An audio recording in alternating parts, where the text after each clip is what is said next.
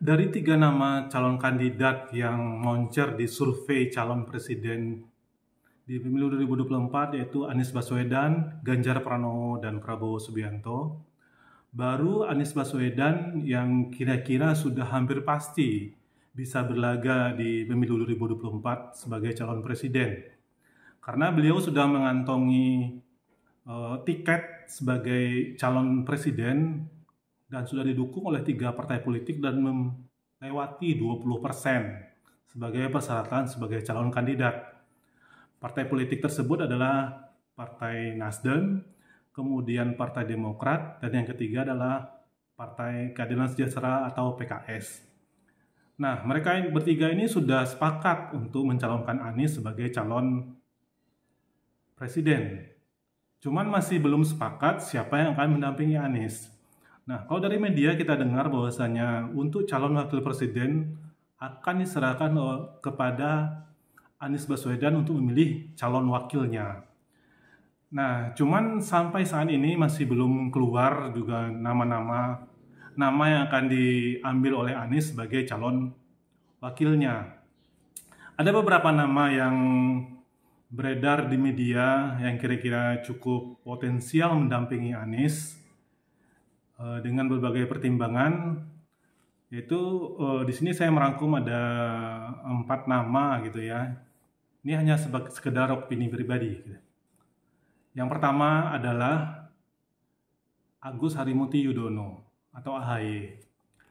Nah, AHY ini cukup moncer di survei sebagai kandidat calon wakil presiden yang berpasangan dengan Anies karena dengan elektabilitas dan popularitasnya cukup tinggi. Gitu. Kemudian yang kedua, beliau adalah seorang ketua umum partai politik yang memiliki basis massa yang sudah pasti. Otomatis nanti hampir seluruh kader atau seluruh dari kader Partai Demokrat akan mendukung beliau sebagai calon wakil presiden yang berpasangan dengan Anies. Cuman yang masalahnya AHY ini belum memiliki rekam jejak sebagai seorang pemimpin di birokrasi ataupun di tempat lain. Karir militernya cukup pendek itu kan, jadi belum terlalu terlihat rekam jejaknya kan. Dan juga di pemilu 2017 itu Pilkada DKI, AHY juga kalah dari Anies dan Ahok. Nah, jadi perlu dipertimbangkan hal yang tersebut. Nah, yang kedua nama yang sering muncul adalah Khofifah Indar Parawansa. Nah, Khofifah ini dinilai memiliki keseimbangan lah itu antara yang pertama antara gender gitu kan, laki-laki dan perempuan. Kemudian yang kedua, tidak bisa dipungkiri bahwasanya Khofifah ini sangat potensial untuk merebut pemilih dari basis Jawa Timur dan basis NU. Di mana kita ketahui bahwasanya Anies Baswedan ini sangat lemah di Jawa Timur dan Jawa Tengah. Jadi dengan bergabungnya Khofifah ini bisa akan saling melengkapi antara Anies dan Khofifah. Cuman apakah perkawinan dua orang ini yang dari kutub yang cukup berbeda apakah bisa terjadi gitu ya? Dan apakah NU akan bisa memberikan suaranya kepada Pak Anies? Kalau misalnya Khofifah jadi berpasangan dengan Anies, jadi perlu kita tunggu gitu ya. Kemudian nama yang ketiga yang sering muncul juga adalah yang cukup potensial gitu ya, Bapak Andika Perkasa, mantan Panglima TNI.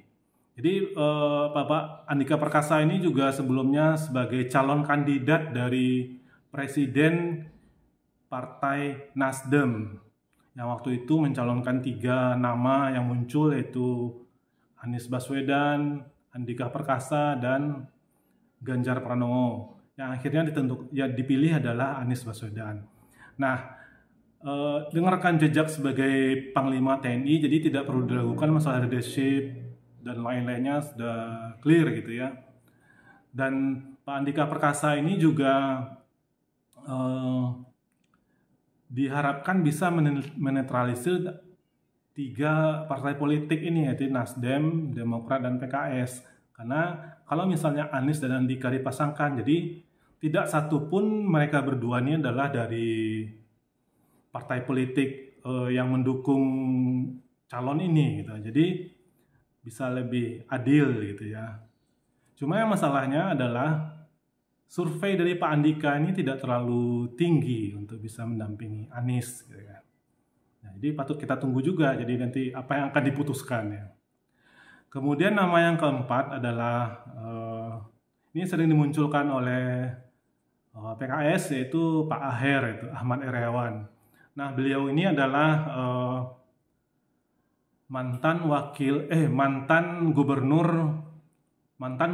Provinsi Jawa Barat ya kan. Jadi basis masanya di Jawa Barat yang notabene adalah provinsi dengan jumlah penduduk terbesar di Indonesia. Nah, secara rekam jejak mungkin tidak ada masalah, 2 periode menjadi gubernur dan sudah cukup terbukti. Cuma yang masalahnya adalah apakah Pak Aher ini bisa diterima oleh 2 partai politik yang lain, yaitu Partai Nasdem dan Demokrat. Karena adanya representasi dari Partai PKS di pasangan ini, ya kan. Terus di samping itu juga bahwasanya pendukung dari Anies dan Aher ini ada di posisi yang sama, yaitu di daerah Jawa Barat, Banten, DKI, dan Sumatera. Di mana Anies juga kuat di daerah tersebut. Apakah ini pasangan yang ideal? Karena tidak saling melengkapi gitu ya. Nah, jadi patut kita tunggu juga bagaimana nanti hasil yang akan diputuskan oleh 3 partai politik ini. Nah, dari 4 nama itu, apakah salah satunya akan dipilih Anies, atau bisa muncul nama-nama lain yang kira-kira bisa menjadi kejutan di pemilu 2024 untuk pasangan Anies di pemilihan presiden 2024. Jadi patut kita tunggu.